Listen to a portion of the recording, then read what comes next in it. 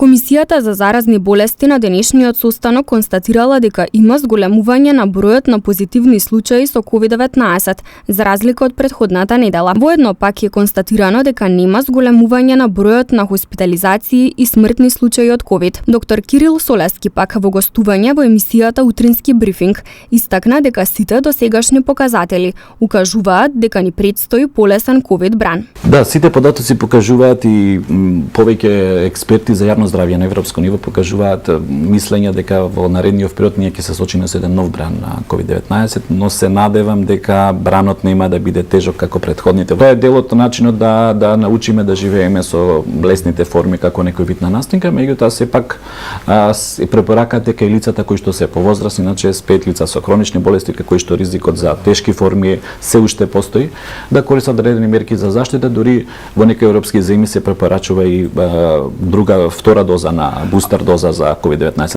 Од Комисијата за заразни болести потсетуваат на задолжително носење маски во здравствените установи, згрижувачките установи, аптеките и јавниот превоз.